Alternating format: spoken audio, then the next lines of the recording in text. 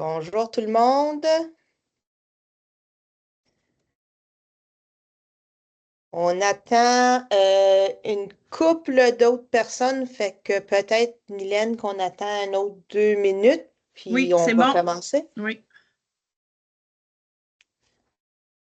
Si vous voulez, vous pouvez allumer vos caméras. C'est toujours plus plaisant de parler à Oui. des personnes et non des Des initiales. abréviations. Ouais, des initiales. Surtout que je connais ces gens-là, là. Je connais pas Danny Ross. Non? Non. Ah, C'est un joueur de hockey, right? oui, oui, oui. On ne peut pas. Ben, garde, je vais vous aider parce que moi, je peux. Ah, OK. Voilà. Ah. Alors maintenant, Maricine, tu devrais être capable. Je suis en train de faire des allows, fait que je vais toutes vous donner des permissions. Pour vos caméras, Ah. bonjour Maricine, ça fait un bon bout de temps qu'on ne s'est pas vu. Je vous permets votre microphone Salut aussi. Judith, ça fait plaisir de te revoir. Quelques années déjà. Quelques années, effectivement, c'est Deux, le trois fun. ans, tout au plus. Ouf, Oui, ça fait comme 16, 17 ans, je sûrement, pense. Oui, sûrement, oui. oui. Monsieur Ross aussi, ça fait longtemps qu'on vous a vu. Oui, en effet. Oui. Bonjour Merci de Mélissa, ça l'invitation. va? Allô, Mylène, oui, ça va bien? T'as pas ta plage rose de Tourisme Outaouais aujourd'hui? Non, je suis juste Non. en lac que je rêve d'y être. Ah, OK. Bon, ben, est-ce qu'on commence ça, Judith? Oui, Est-ce que tu veux partir le j'allume. PowerPoint, s'il vous plaît? Yes, ma'am. Un petit instant, on va faire ça. Puis je vais mettre ça en slideshow. Donnez-moi un instant. OK, tout le monde devrait être capable de voir. Oui, OK. Alors, Mylène, je te laisse Oui. commencer, puis on will go from there. OK, donc bonjour tout le monde. Merci d'être là. J'ai l'impression que je suis en train d'organiser un party privé. Là. Je connais toutes les personnes autour de la table. Judith, c'est la pro de l'expérience employée. De mon côté, vous savez que je suis une grande fervente de tout ce qui touche l'expérience client. Et on voulait un peu vous présenter les résultats d'une étude que Judith a menée de son côté pour parler de l'expérience employée, pour parler des différences générationnelles et qu'est-ce qu'on met de l'avant? Est-ce qu'on met l'expérience client avant l'expérience employée ou vice-versa? Et comment les différentes générations travaillent ensemble dans un milieu de travail aujourd'hui? Donc, voilà, on va vous présenter On a quelques questions, n'hésitez pas à participer au débat. Puis Oui. là, Judith, je vais juste te demander de reculer de une. Ah, oui. Oui. Voilà. Donc, moi, les gens me connaissent, Mylène Deneau, Ah, ben Contact oui. Expertise Conseil, mais je vais te laisser la parole, Judith, pour que tu te présentes. Ben Judith oui. et moi avons travaillé ensemble à Destination Canada, comme on disait tantôt avec Marcine, il y a quelques années. Hein? Juste quelques années. Donc, je te Bon. cède la parole, Judith, pour que tu te Merci présentes. Mylène et bonjour à tout le monde. Ça fait plaisir de revoir Maricine. Ça fait plaisir de rencontrer Mélissa, Chantal, Marie-Pierre et Monsieur Ross. Toujours un plaisir. C'est le party privé de Mylène, mais je me permets de participer. Comme Mylène a mentionné, ça fait un petit bout de temps qu'on a travaillé ensemble à Destination Canada, mais depuis, je me suis retrouvée dans le coin de Toronto à travailler avec des agences marketing et dans le domaine corporate aussi, surtout et dédié vraiment du côté expérience client, expérience employé. Depuis quelques années, vraiment un focus sur l'expérience employée. Et depuis longue date, je suis passionnée de voir comment les gens de différents groupes d'âge travaillent ensemble. Alors, j'ai vraiment dédié, surtout la dernière année, sur les générations. Je pense qu'il y a à peu près 2 ans, Deloitte a envoyé un article qui disait qu'en 2025, on allait voir 5 générations dans le monde du travail. Et donc, on est en 2025 et effectivement, on voit les 5 générations. Alors, juste vers la fin de l'année dernière, on a fait une recherche et donc, ça me fait plaisir aujourd'hui de partager certains résultats. Il y en a beaucoup d'autres. On va vous inviter à faire le téléchargement du white paper, du papier blanc. Mais mais Mylène puis moi, on va discuter aujourd'hui donc des deux côtés de l'expérience. Puis si vous avez des questions, je vous encourage à les mettre dans le chat ou dans la section des questions, puis on va les répondre au fur et à mesure. C'est bon. Voilà. Merci. Donc, Mylène, je vais continuer. Vas-y. Oui. On va commencer du côté des générations. Donc, vous allez voir, on a 4 questions. On va essayer de s'attarder aussi rapidement que possible dans l'heure, de toutes les couvrir. Mais sur chacune des questions, ce sont des questions générales qu'on voit toujours dans le monde du travail, que ce soit du côté expérience client, expérience employé, qu'est-ce qu'on priorise, pourquoi, etc. Mais je vais toujours revenir sur le côté des générations et que les générations nous donnent un défi de des fois prioriser des choses qui ne seraient pas de nature pour nous. Et pourquoi est-ce qu'on pense aux générations? Donc, justement, 5 générations qui travaillent de côte à côte vraiment à partir de l'année dernière, puis ça va continuer. Puis à ce moment-ci, ça ne changera pas. L'innovation, vraiment, on a découvert 87% des employés qui affirment que les équipes multigénérationnelles favorisent l'innovation et la résolution des problèmes. Ceci dit, de la façon qu'on résout les problèmes, très différentes les générations, ça peut causer des défis, des problèmes, des challenges à l'interne, mais on va en discuter un petit peu. Et même si les dirigeants considèrent que les équipes intergénérationnelles sont essentielles, il y a encore je vais utiliser le terme anglais, Mylène, tu m'as aidé, des bias que quand on embauche des nouvelles personnes, on dit, on veut les millennials, on veut les Gen Z, mais on oublie qu'il y a beaucoup d'expérience de l'autre côté. Donc, même si on veut une équipe multigénérationnelle, malheureusement, on a tendance de se retrouver à faire des embauches du côté plus jeune. Aujourd'hui, la main-d'œuvre, vous voyez ici comment on se regroupe. Question de pourcentage. La majorité, c'est des milléniaux et des Gen X. Je pense qu'il y a beaucoup de Gen X autour de la table aujourd'hui. Quand même beaucoup des baby boomers. On ne veut pas les oublier. Même après la pandémie, il y en a plusieurs qui sont restés au bureau. Et ils ont l'expérience, l'histoire de la compagnie et de la marque et de l'organisation. Donc, quand ces gens-là se frustrent puis quittent, on perd l'histoire de la marque, on perd la culture. Donc, il faut faire attention. Et même s'il n'y a pas beaucoup de traditionalistes, ça existe encore. Surtout avec l'économie, on va voir qu'il y a beaucoup de traditionalistes qui ne veulent pas quitter le travail. Ils n'ont pas toutes les sécurités nécessaires dans leur vieil âge. Donc, ils vont continuer à travailler. Eux autres aussi ont beaucoup d'expérience, eux autres aussi ont beaucoup d'histoire, mais un mode de travail très, très différent. Donc, il va vraiment falloir, en tant que gestionnaire, trouver un équilibre et comment est-ce qu'on met nos politiques en place. Alors, pour ceux qui ne sont peut-être pas immersés là-dedans, la façon qu'on définit une génération, ce sont les événements généralement de vue globale qui vont venir affecter de la façon qu'on perçoit le monde. Donc, pour les traditionalistes, Grande Dépression, Guerre mondiale, les baby boomers, il y avait beaucoup de mouvements sociaux, il y avait l'atterrissage sur la Lune, il y avait JFK, donc beaucoup de choses quand même qui se sont passées pendant les âges d'influence, donc c'est-à-dire entre 13 et 17 ans. OK?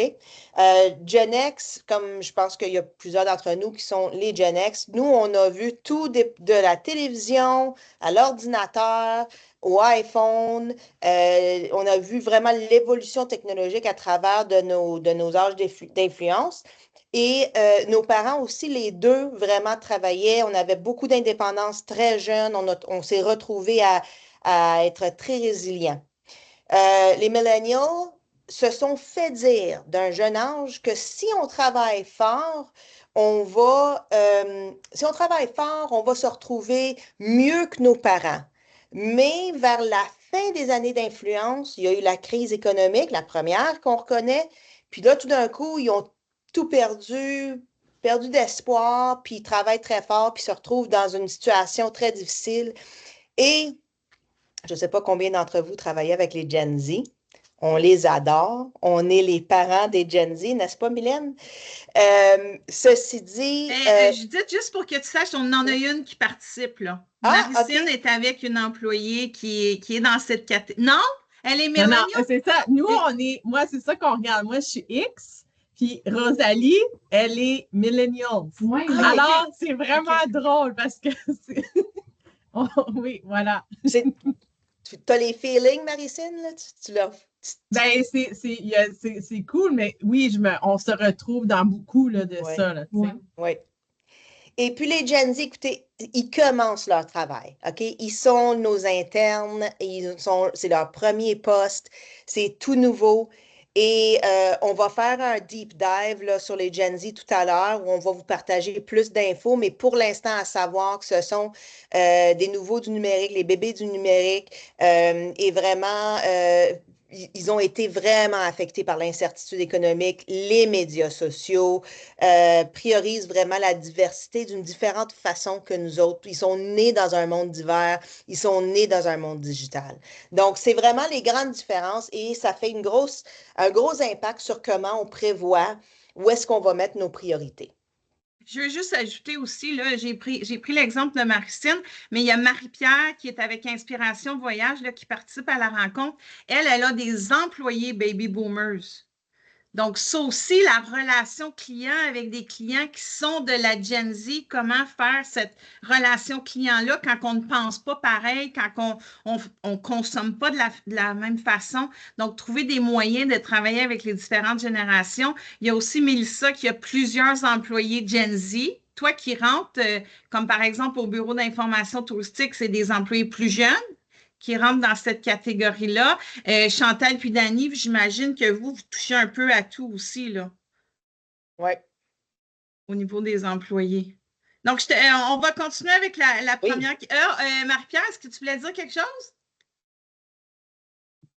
Non, c'est ça. C'était juste pour dire que ma caméra, j'ai changé parce que j'étais dans l'auto tantôt, puis là, je viens d'arriver à la maison que je me suis mis sur l'ordinateur, que j'ai changé. Mais oui, c'est ça. Moi, j'ai des employés de 66 ans, tu sais, 58, 66. J'en ai de 26. Oui. Oui, c'est vraiment un nouvel acte de jonglage qu'on doit faire vraiment pour approcher nos politiques, changer des fois nos politiques, pas nécessairement, mais de différentes façons de les communiquer, différents moyens de consommation. Donc, est-ce qu'on fait ça mobile, digital? Des fois, les gens, ils veulent encore du papier. Il faut vraiment trouver le bon équilibre. Alors, on va commencer nos 4 questions. Mylène et moi, on va vraiment discuter sur les détails des questions, mais je vous encourage, je vous ai donné toute permission sur vos caméras et sur vos microphones. Donc, si vous avez des questions que vous voulez ajouter, allez-y. L'expérience client, l'expérience employée, c'est discuté dans toutes les industries, organisations fédérales, provinciales, privées, automotifs, etc. Et on se pose toujours la question sur la priorité. Donc, quand on parle ici de quelle est la priorité, on parle du budget. Je ne pense pas qu'il y a une organisation qui pense que l'expérience client est plus importante que l'expérience employée ou vice-versa. Mais quand on parle de nos budgets, la majorité du temps, les budgets vont dans les efforts d'expérience client. Mais moi, j'argumenterais que, et bien, Mylène et moi, on se taquine parce que ce n'est pas vraiment un argument, mais on va s'argumenter un petit peu pour dire que dans l'expérience employée, si on n'a pas une expérience employée vraiment choyée, vraiment organisée, vraiment priorisée avec les générations, les diversités, les ethnicités, etc., on ne va pas être capable de livrer l'expérience client nécessaire. Donc, ça, c'est comme la grande position du côté de l'expérience employée. Mylène? Oui. Ben, moi, j'ai des exemples concrets à partager. Je vais prendre l'expérience d'un point de vue expérience employée qui a eu un impact positif sur l'expérience client.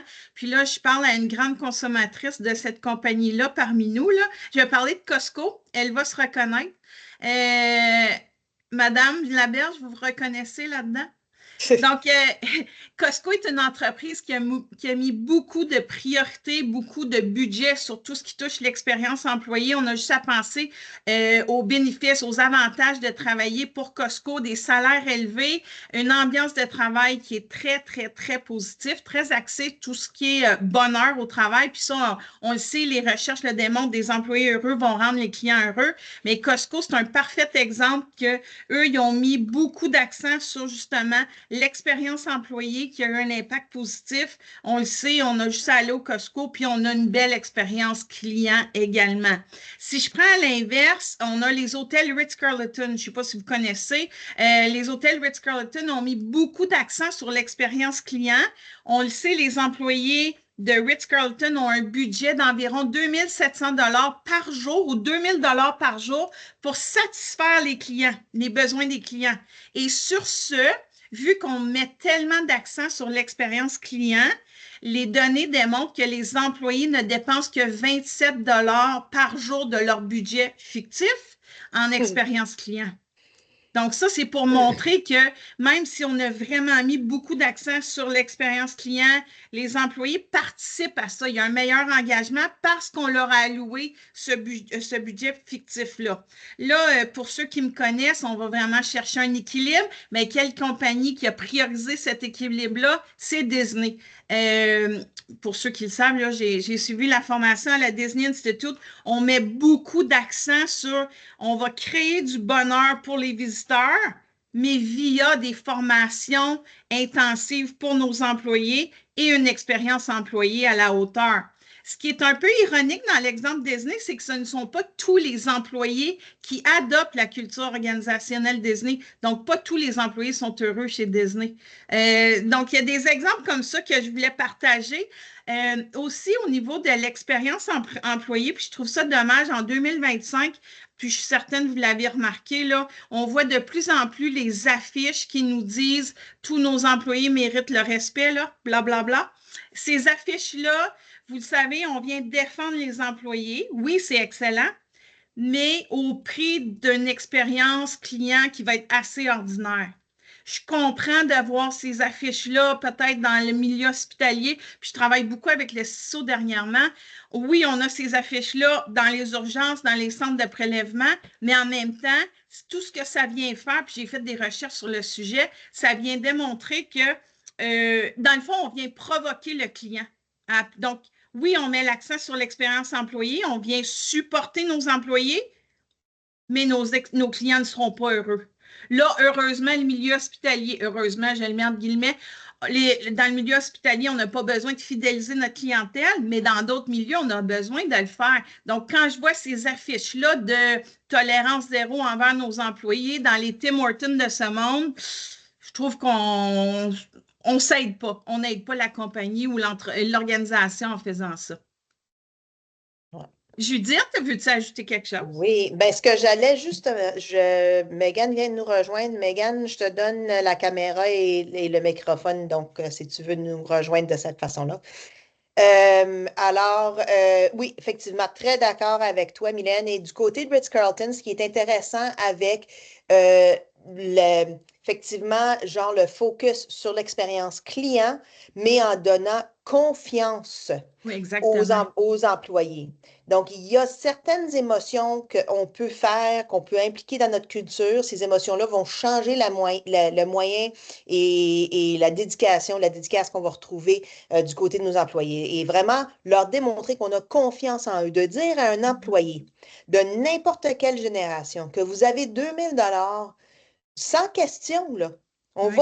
Oui, vous devez prendre le documenter, mais c'est sans question. Vous n'avez pas besoin de dire, je vais aller parler à mon manager, là. Vous faites la décision vous-même. Donc, il y a beaucoup de confiance qui se retrouve là-dedans. Alors, quand on fait ça, on se retrouve avec une main-d'œuvre plus engagée, donc l'amélioration de l'interaction avec les clients, justement, comme on en a parlé, et croissance de l'activité. Donc, 23% de rentabilité en plus avec des équipes engagées. Ça, c'est des statistiques, là, c'est des faits. C'est pas des fake news.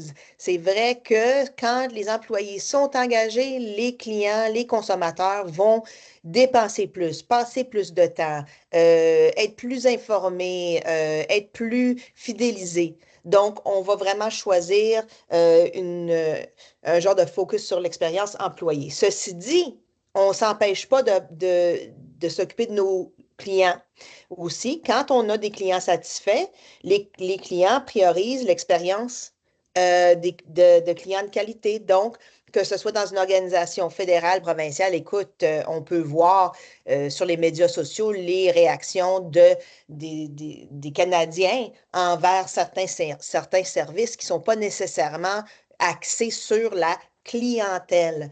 Surtout parce que dans certains domaines, on ne prévoit pas que ce sont des clients. Oui. Donc, il faut penser que tout le monde avec qui on fait affaire, c'est notre client, que ce soit interne, que ce soit externe, que ce soit consommateur international, national, provincial ou le voisin d'à côté. Quand on fait un bon travail du côté de s'occuper de nos clients, on protège nos budgets. On est plus efficace avec la dépense, donc on peut faire de plus du côté et de l'employé et du client. Donc, c'est vraiment deux côtés de l'équation, de trouver est-ce qu'on priorise du côté de l'expérience employée ou de l'expérience client. C'est un équilibre qu'on doit trouver, mais d'un côté ou de l'autre, indépendamment de comment on fait le message à l'interne, c'est une priorisation, d'après moi, sur l'expérience employée, au moins de leur donner confiance, leur donner la bonne formation pour qu'ils puissent livrer sur les attentes qu'on a pour l'expérience client. Parce que sans eux, on ne livre pas grand-chose. La dette de l'expérience, c'est un concept qui est un peu plus nouveau.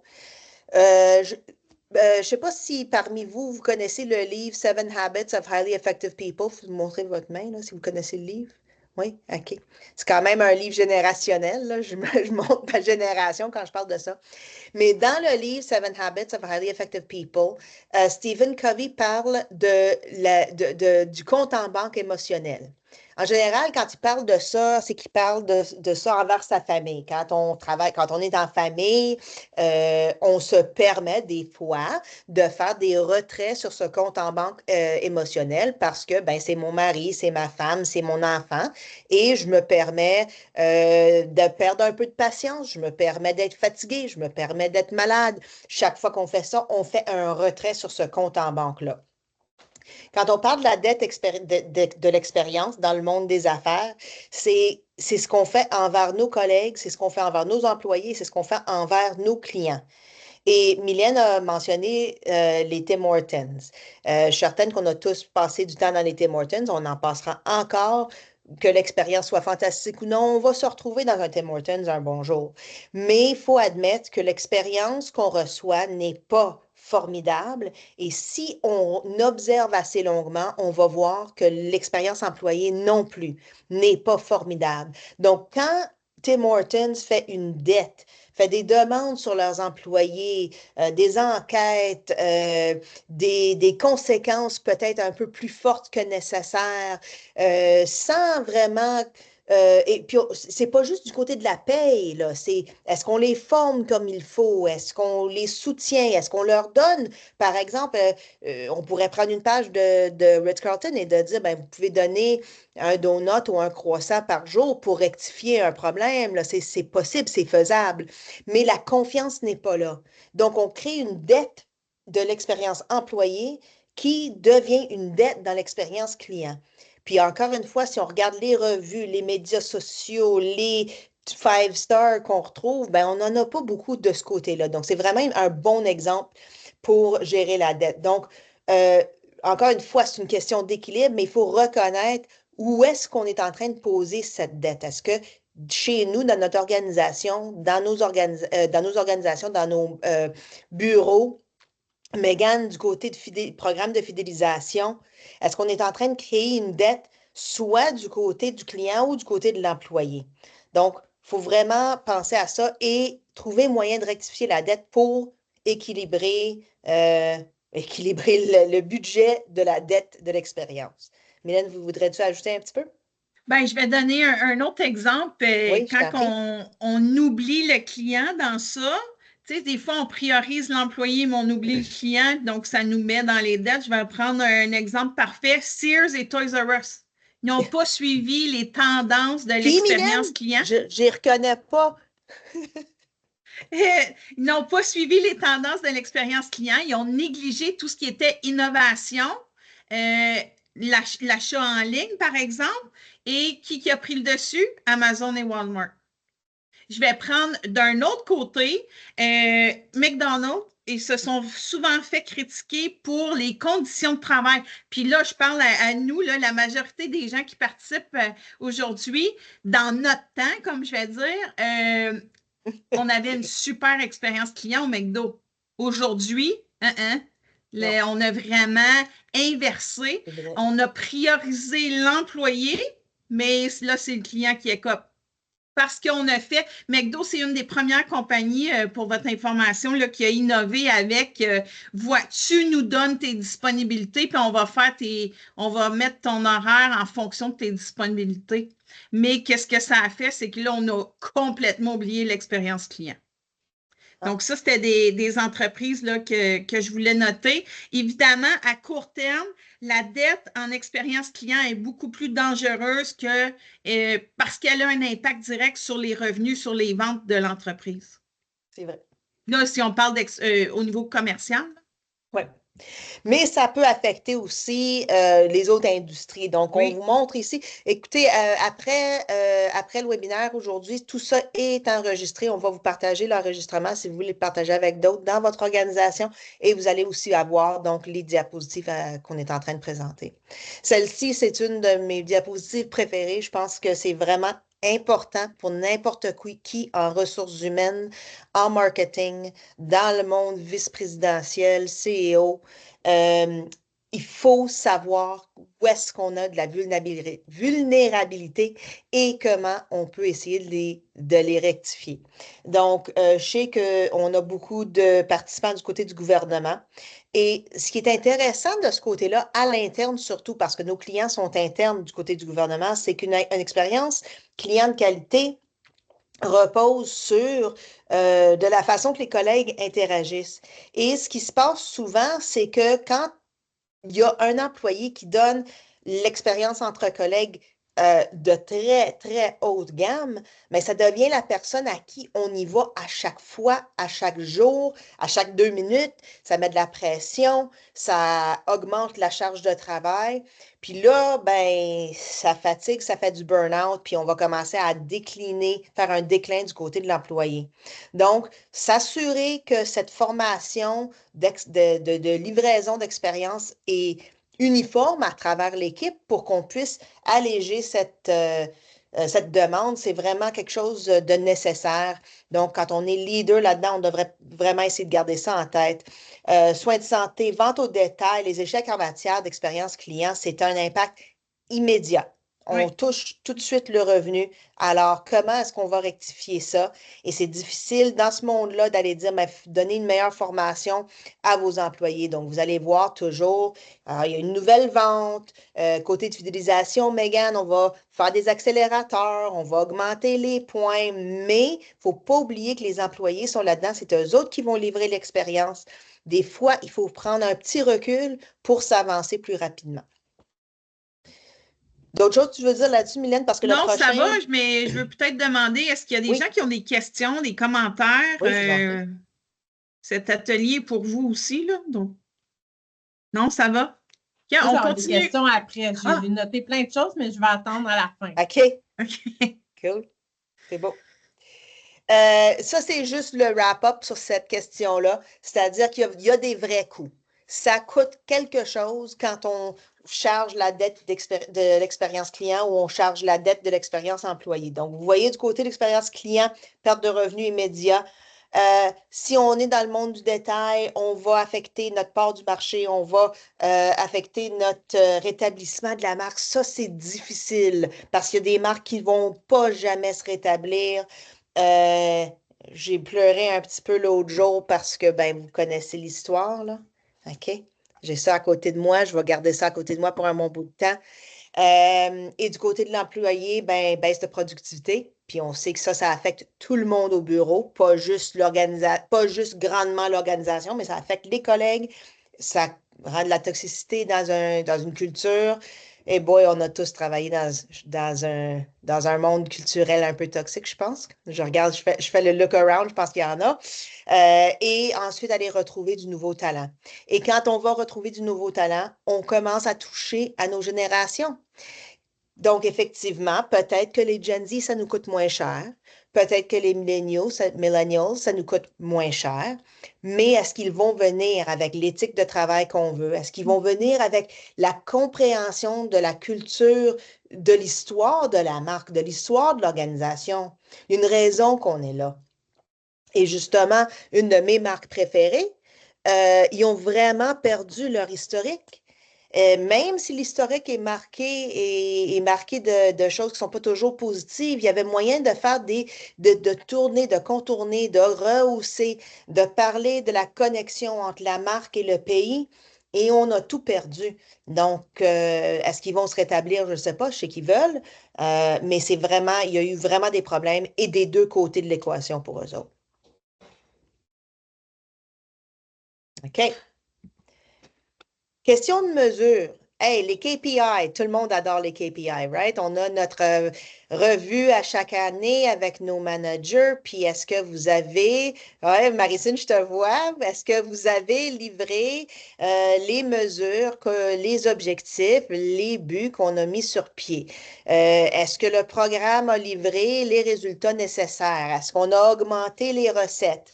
C'est d'habitude tout ce qu'il y a à faire avec l'implication. Quand on parle du monde des affaires, des entreprises, on parle des clients qui vont dépenser de l'argent. À l'interne, du côté d'une organisation, on parle de l'efficacité. Est-ce qu'on a réduit les plaintes? Est-ce qu'on a augmenté l'efficacité de répondre à certaines questions? Est-ce qu'on a automatisé certaines demandes? Donc, d'habitude, les KPI sont des mesures sur ce qui se passe avec le client. Mais est-ce qu'on a mis sur pied des mesures nécessaires pour regarder l'expérience employée? Est-ce que nos employés sont engagés? Est-ce qu'ils sont plus productifs? Est-ce qu'ils sont contents? Oui, je sais que c'est très fuzzy de dire, ben moi, je suis contente, fait que je suis correcte. Mais c'est important quand encore des faits, des statistiques. Quand on est plus heureux, on va travailler plus fort, on va être plus dédié, on va passer plus de temps à consacrer et à livrer une expérience. Donc, les mesures doivent être vues des deux côtés. Ce n'est pas toujours le cas. Mylène, est-ce que tu as des exemples dans ce sens-là? Je te mets en espace. Non, mais ça Non, se hein? résume. Ben, moi, c'est ma phrase typique, là, les employés heureux rendent les clients heureux. Là. C'est aussi simple que ça. Ça paraît simple là, si je l'ai dit comme ça, mais il faut le mettre en pratique. Ouais. Voilà, c'est prouvé. J'ai pas d'autres choses à dire sur le sujet, mais je pense que les deux vont main dans la main, là. Et les groupes de ressources humaines vraiment ont un grand défi devant eux dans le sens où, premièrement, ils n'ont pas des grands budgets. On a parlé récemment de créer une marque d'employeur. Et ça, c'est différent que la marque de l'entreprise ou la marque de l'organisation. Et ça demande une culture, ça demande de vraiment connaître les mesures, de savoir comment on va faire pour engager nos employés. J'utilise le terme de Mylène. Dans notre temps, le McDo, je ne sais pas si vous vous rappelez, en Ontario, il y avait sur le menu Smiles are free. Au Québec aussi. OK? Donc, ça disait Smiles are free. Donc, tu peux imaginer que si les sourires sont gratuits, c'est parce que les employés sont heureux. Au McDo aujourd'hui, il n'y a pas beaucoup de sourires. Tu sais? Fait que vraiment, est-ce que avec ce groupe-ci, puis Megan, je sais que Stratélix, du côté de l'employé, vous êtes fort, mais avec les clients que vous faites affaire, est-ce que vous voyez que les employés sont priorisés d'un moyen ou d'un autre? Et je vous demande à tout le monde, Megan, on se connaît depuis quelques années, donc c'est pour ça que je pose la question à Megan, mais les autres aussi, est-ce que vous avez des mesures sur l'engagement employé?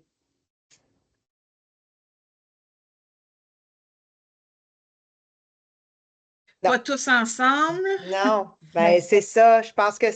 Ah, mais Martine veut dire oui, quelque chose. Mais nous c'est différent. Puis je veux juste, parce que on a j'ai comme l'impression, on n'est pas dans le même modèle que les gens qui sont ici aujourd'hui.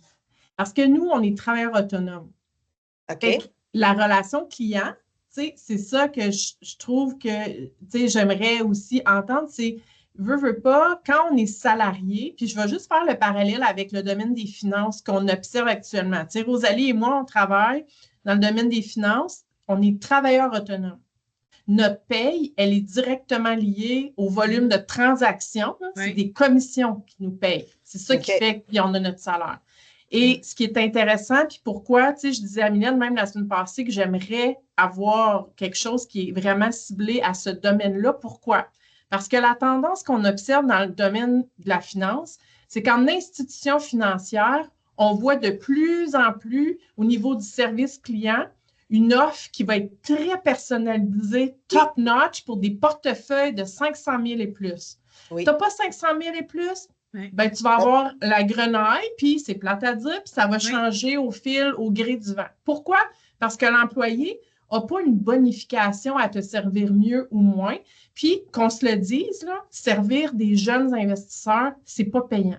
Fait que si moi, je vous disais, servir un jeune investisseur aujourd'hui, que ça me rapporte 1 000 $ dans mon année pour encourager des jeunes à investir, c'est ça que c'est, là. Donc, dans notre domaine à nous, choisir de servir des clients de toutes les générations, c'est tough. Puis c'est un débat de valeur, là. Rosalie et moi, on refuse d'exclure des jeunes investisseurs parce que c'est pas payant, mais c'est quand même un choix comme entrepreneur. Alors, tu sais, c'est vraiment difficile. J'adore. C'est difficile de vivre ça dans le quotidien. C'est beau de le prôner en valeur, mais de servir les gens bien. Pour moi, un jeune de 18 ans a autant le droit d'avoir une qualité de conseil qu'une personne qui arrive avec une belle cagnotte cumulée d'épargne. Oui.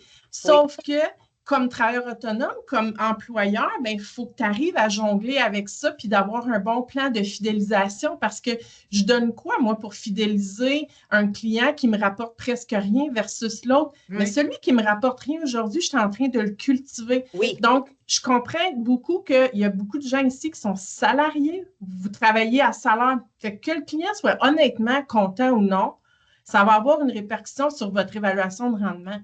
Mais Rosalie et moi, c'est une répercussion sur je paye mon char le mois prochain, puis mon hypothèque. Oui. Tu sais, fait que c'est vraiment deux mondes, là.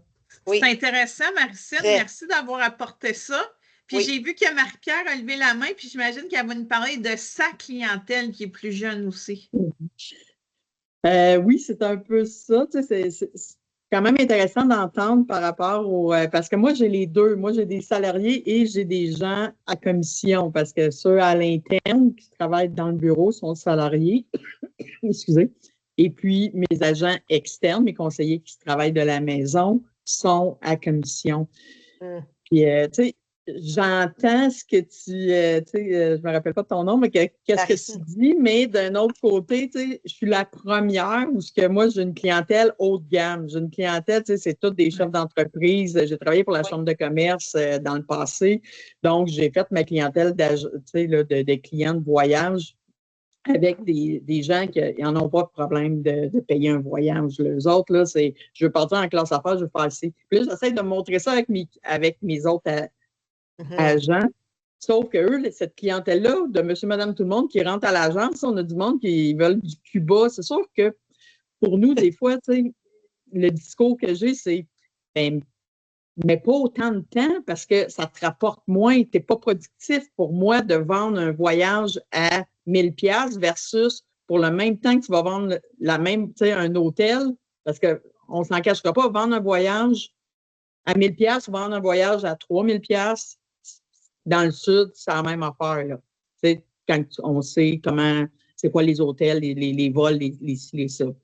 Donc, tu sais, je suis comme pognée en deux, mais là, il faut que j'aille chercher de la nouvelle génération. C'est pour ça que Mylène, on s'est rencontrés la semaine passée, parce que, justement, j'avais mis sur Facebook, recherche, formateur, formatrice, en service à la clientèle de la nouvelle génération, tu sais, parce que là, moi, je suis rendue avec les enfants de mes clients, ou on est rendu avec les petits-enfants, parce que, tu sais, ceux qui ont 70 ans, on est rendu avec les petits-enfants.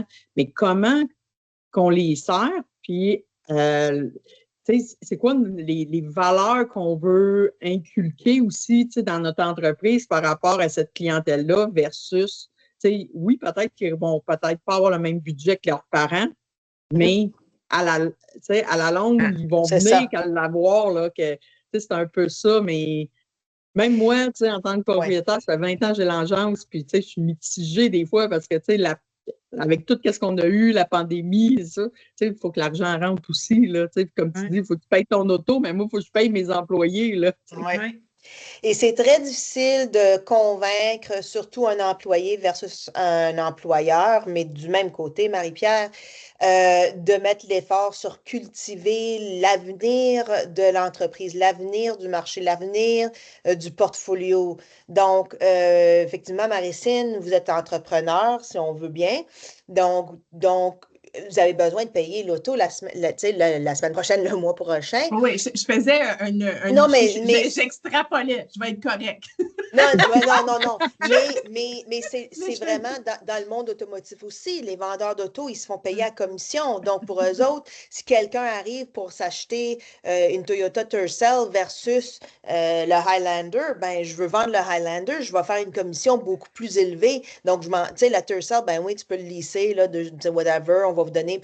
Puis l'expérience, l'attention que je vous donne n'est pas nécessairement forte. Donc, il faut penser à l'avenir et ça, c'est ce qui est de très difficile. Donc, pour un entrepreneur seul, c'est à l'entrepreneur de décider, mais pour un entrepreneur qui travaille genre freelance pour quelqu'un d'autre ou dans ce genre de modèle, on parle de mesures, il faudrait, bon, c'est mon opinion, je ne veux pas solutionner trop, là, mais il devrait avoir une certaine charge donnée pour cultiver les revues, les évaluations, la satisfaction et qui devrait avoir une mesure là-dessus qui vaut de l'argent.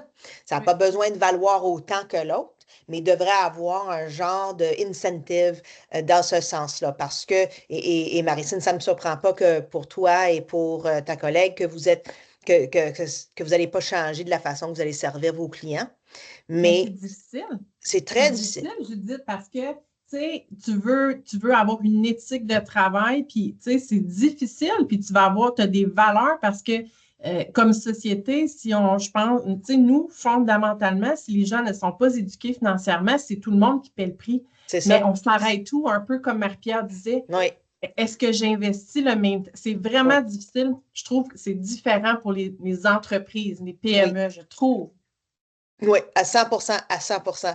Et de mettre des outils sur pied pour établir des paramètres, justement, pour savoir où est-ce qu'on se limite, jusqu'à où on y va. Et il y a moyen de définir si quelqu'un nous pose des questions pour nous poser des questions ou s'il nous pose des questions parce qu'il y a vraiment un intérêt de grandir, d'approfondir, de s'intéresser, d'investir éventuellement. Et il y a moyen de les retrouver. Et dans ce sens-là, si on parle, ça va, Megan, je vous envoie l'enregistrement. Et si on va aller retrouver ces clients-là, cultiver ces clients-là, on peut aller parler maintenant à nos plus anciens, nos baby boomers, nos traditionnalistes, nos Gen X, qui ont fait ce genre de travail sur longue date. Il va avoir des expériences, il va avoir des patterns qui se répètent. Ça va nous aider à établir les paramètres. C'est quoi les questions qui se font poser à chaque fois?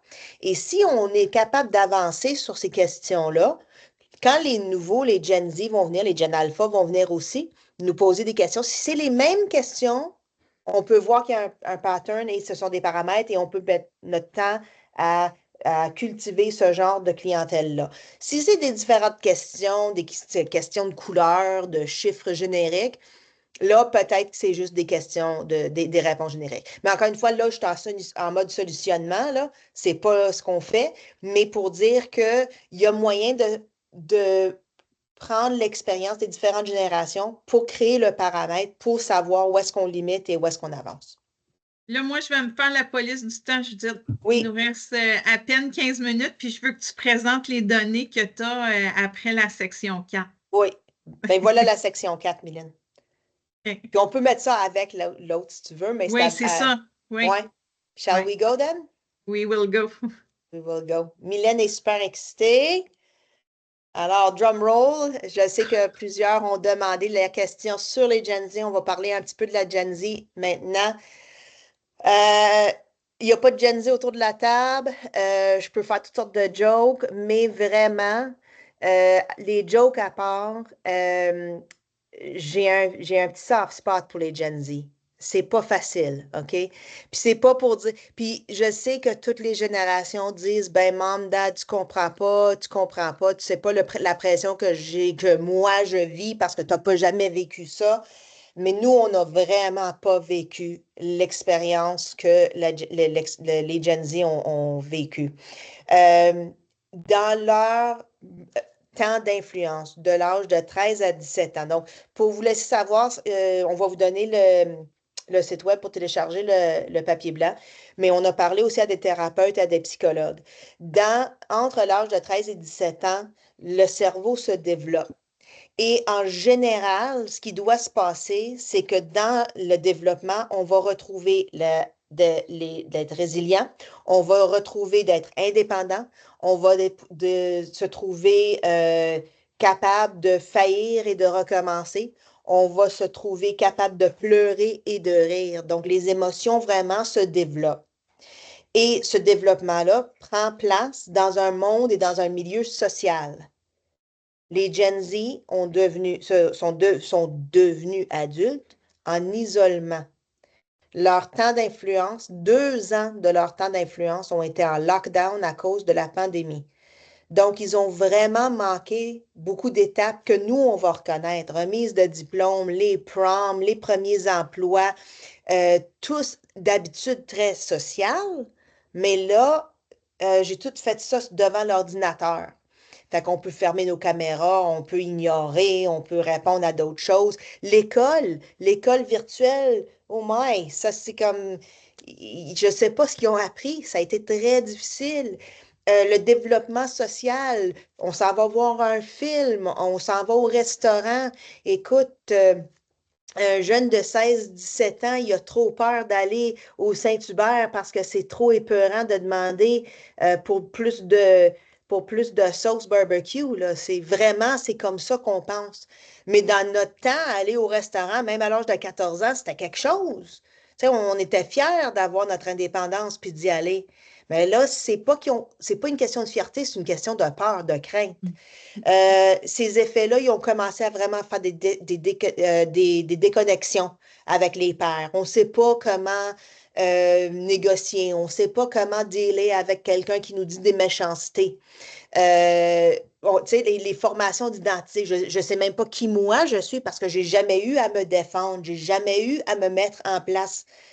Et on voit, je ne vais pas tout blâmer sur la pandémie, puis je ne veux vraiment pas aller du côté politique, mais on est en train de voir une nouvelle augmentation de sexisme, de racisme, de peur et de crainte parce que les jeunes ont grandi chez eux, dans leur maison, avec tout le monde qui était pareil. Ils n'ont pas été à l'école où il y a une diversité. Ils n'ont pas été au milieu de travail où il y a une diversité.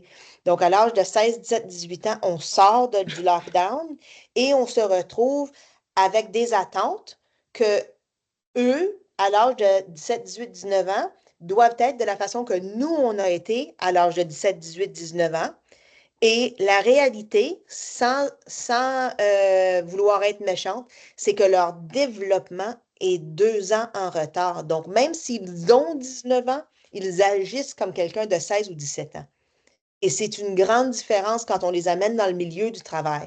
Ce qui nous cause des problèmes de santé mentale. De plus en plus, on est en train de voir ça et les politiques de ressources humaines, on trouve qu'il y a beaucoup d'appui et de support de ce côté-là. Ce qui est bon, il ne faudrait pas l'échanger, puis on en a tous besoin de la thérapie, let's face it. Mais pour les Gen Z, quand ils sont en train...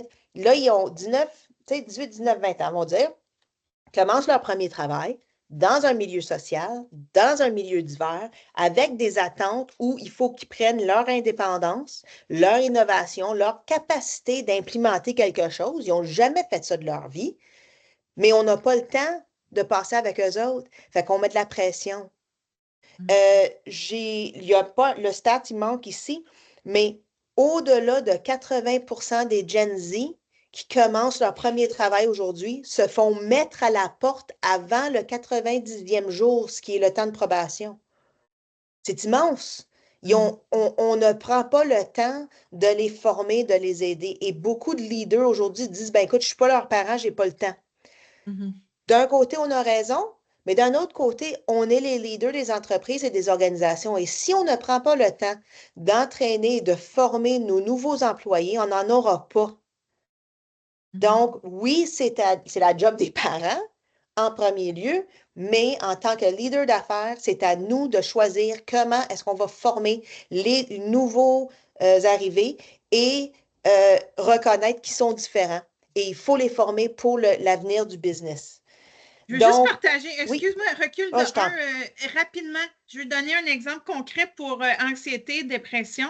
Il y a quelques semaines, je donnais une formation. On a été un groupe de 20 participants.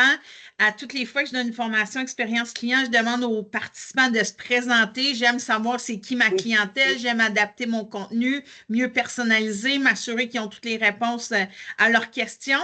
Et quand je faisais le tour de table pour que les participants se présentent, juste avant un des participants, je demande à la dame à côté de se présenter. Ce participant a quitté la classe, le groupe de formation.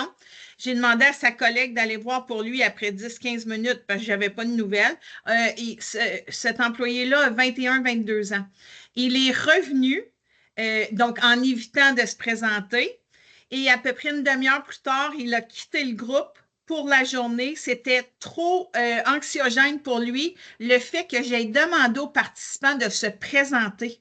Puis là, vous me connaissez, là, je rends ça très informel, c'est agréable, c'est le fun. Lui, c'était la fin du monde, là. Mais cet employé-là travaille directement one-on-one avec de la clientèle à tous les jours, là.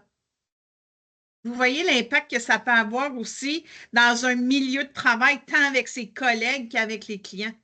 Fait que quand on parle de 71%, là, je vous le confirme, ça existe vraiment. C'est comme nous qui allons faire. Moi, je me dis, oh my God, c'est soit moi qui fais une dépression ou cette personne-là. Parce que pour vrai, ça demande. Non, mais je vais être super non, honnête, je sais, je ris, mais je sais ce que tu veux dire, Marcine. Oui. OK, je m'excuse. Non, excuse-toi pas. Non, mais Maricine, j'allais justement te venir là-dessus parce que c'est surtout de plus en plus jeunes, puis je suis certaine dans ton monde que tu vois ça, ils ne savent pas quoi poser comme question. Ils ont une réponse qu'ils vont peut-être chercher, mais je ne sais pas comment naviguer nécessairement. Puis des fois, ça peut être trop épeurant de se faire poser, je suis trop gênée. Des fois, on ne pose pas la bonne question, puis là, la discussion s'en va dans la mauvaise direction. Donc, je peux imaginer que je suis en train de faire des hypothèses, là, mais un Gen Z intéressé, oui, je vois la main en arrière. Et ils sont allumés pour ça, je vais dire, par exemple. OK, good. Ben, ça, c'est bon. Par rapport à ce sujet-là, moi, ce que je remarque aussi, parce que moi, je fais du cheerleading avec des jeunes, puis c'est que c'est dans un monde, tu sais, avec TikTok, les réseaux sociaux, tout ça, c'est dans un monde où il faut toujours, tout le temps, que tu fasses attention à ce que tu dis parce que tout peut se retourner contre toi. Puis eux, c'est ça qu'ils voient. Des gens qui sont des influenceurs, tu sais, puis que tout va bien, puis du jour au lendemain, ils parlent de la map parce qu'ils ont dit une affaire qui n'était pas correcte, puis que ça ne marchait pas. Fait qu'ils se font canceller, tu sais, on va se le dire de même. Puis que leur vie change du jour au lendemain, tu sais. Eux, c'est ça qu'ils voient. Fait que je peux comprendre que ça amène de l'anxiété à se dire « Oh my God, faut que je fasse attention à ce que je dis, je peux pas poser des questions trop qui ont de l'air niaiseuses, je peux pas... » Oui, non, c'est vrai. Mais comme clients, sont l'opposé, je trouve. Les jeunes sont vraiment allumés au niveau finance. Vraiment. Ça c'est vraiment bizarre. C'est pas bizarre, mais c'est une observation. Ces deux sont vraiment... Mais il faut admettre, mais les jeunes aussi, si tu télécharges le papier blanc, Maricine, tu verras, sont très intéressés. Ils ont les mêmes buts qu'on a toujours eus. Je veux avoir une maison, je veux avoir une voiture, je veux avoir. Et j'oublie le nom de la fille en arrière. Rosalie. Rosalie. Et comme Rosalie vient de dire, sont très inquiets de leur apparence. Donc, la voiture que je veux, c'est une Lamborghini. La maison que je veux, c'est un chalet ou un palais. En tout cas, donc, justement, on parle d'ingéniosité. Ici, les bébés numériques, ils savent comment naviguer le monde social. Ils savent comment naviguer le digital, le numérique. Et les questions qu'on vient poser, encore une fois, je fais l'hypothèse, c'est parce que je veux faire de l'argent pour avoir tout ce que je veux, parce que si je ne le fais pas moi-même, le monde ne me le donnera pas. Ils sont vraiment hopeless dans ce sens-là. C'est très difficile de faire de l'argent puis d'avoir ce que mes parents ont toujours eu ou m'ont toujours donné. À un certain moment, maman puis papa, ils vont arrêter de t'acheter des souliers, là. C'est à toi d'aller le faire. Fait qu'ils vont aller chercher ça. Donc, ça ne me surprend pas, Maricine, dans ce sens-là, mais il y a quand même beaucoup de choses à naviguer, de vraiment comprendre. Judith, il nous reste 2 minutes, pour conclure. Donc, oui. Juste vous rassurer tout le monde, vous allez recevoir le contenu, l'enregistrement de l'atelier d'aujourd'hui. Peut-être demander aux gens s'ils ont des questions, des commentaires. Oui, parce que là, c'est ça. Je vais laisser ça, puis on peut discuter s'il y a des questions. Puis je vais m'assurer de vous envoyer la présentation et l'enregistrement. Questions, commentaires? Chantal? Bien, moi, j'ai une demi scolaire, là, je ne suis pas dans le monde du tout. Oui, j'ai du service à la clientèle, là, parce qu'on accueille des élèves et tout ça, mais j'ai fait des parallèles tantôt, j'ai des élèves, tant qu'on parle de performance, de vouloir réussir parce de qu'est-ce qu'ils voient sur les réseaux sociaux. Moi, j'ai des élèves que ça fait comme 4-5 fois qu'ils annulent leur séance d'examen. Ils ne se présentent pas, sont malades soudainement cette journée-là. Ben là, ils ont manqué l'autobus. Ouais. Toutes des raisons pour fuir l'examen, mais si tu ne réussis pas l'examen, tu le recommences, puis c'est tout. Là, nous autres, aux adultes, c'est pas la même affaire, mais la peur de ne pas réussir, on la voit vraiment dans les jeunes, là, vous avez dit l'âge, là. 17, 18, 19, 20 ans, là, on le voit, puis c'est pas juste un élève, là. J'ai plusieurs cas d'élèves que là, on ne sait plus quoi faire. On dit, oui, on va le forcer dans la salle d'examen, qu'il fasse son examen, puis c'est pas grave, là. Mais cette crainte-là de ne pas réussir, l'image qu'ils ont, en tout cas, que ça fait réfléchir, mettons. Dani? Moi, le défi au gouvernement, c'est surtout avec les millennials et leur désir d'avancer rapidement. Oui. Et comme ça fait 18 mois qu'ils sont en place, puis quand est-ce que je vais avoir une promotion? Quand est-ce que je vais prendre ta place? C'est à cause que moi, ça a pris comme 20 ans avant que j'arrive ici. Puis à toutes les fois, c'est cette gestion-là des attentes de dire hey, faut que tu prennes ton temps, tu ne seras pas sous-ministre dans 5 ans. Là. Si c'est ça ton plan, là, je te le dis tout de suite, ça fonctionnera. Tu vas être un des rares à arriver sous-ministre à 28 ans. Je ne dis pas que c'est. Mais la plupart, il faut que tu sois établi. C'est dur de gérer ces attentes-là avec cette génération-là qui moi, je ne deal pas encore avec la génération Z, mais j'ai beaucoup de millennials, puis de gérer ça, c'est ça. Ça fait 12 mois qu'ils sont PM5. Quand est-ce que j'ai le poste de gestionnaire? Ça n'arrivera pas avant 5, 6, 7, 8 ans peut-être. Puis ils sont comme, OK, ben, je fais quoi là? Ben, comme, ici, il faut que tu sois patient au gouvernement, il faut que tu gardes tes choses, mais moi, je trouve ça difficile à gérer oui, c'est ce désir-là.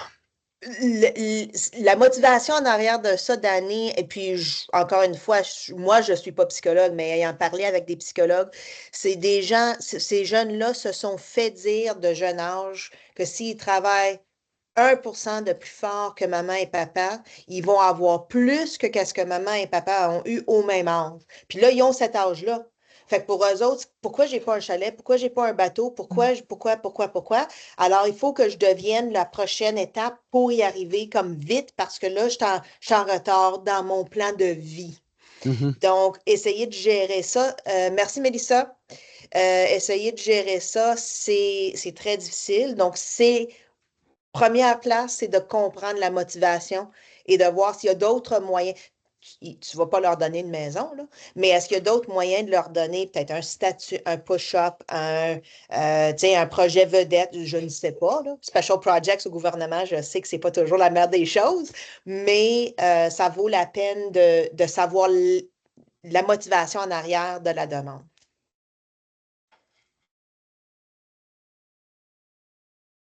OK? Alors, je vais juste faire ça vite fait, mais pour moi, Mylène, on est all good. Oui, moi aussi. Merci à tous pour la participation. C'est vraiment intéressant d'entendre les différentes perspectives. Judith va vous partager le lien là, pour aller chercher le document de recherche sur les différentes générations. Puis on va partager aussi l'enregistrement, puis comment, quand on a une bonne expérience employée, l'impact que ça peut avoir sur notre expérience client. Je pense que dans tous les milieux, c'est bon de pouvoir offrir ça. Donc voilà, je vous remercie encore une fois pour votre participation. Puis n'hésitez pas, vous avez nos coordonnées si jamais vous avez des questions ou d'autres commentaires, des cas que vous aimeriez nous partager. Ça nous ferait plaisir de vous écouter. Donc merci encore et bon après-midi à tous. Merci tout le Merci monde. beaucoup. Merci. Salut. Bye.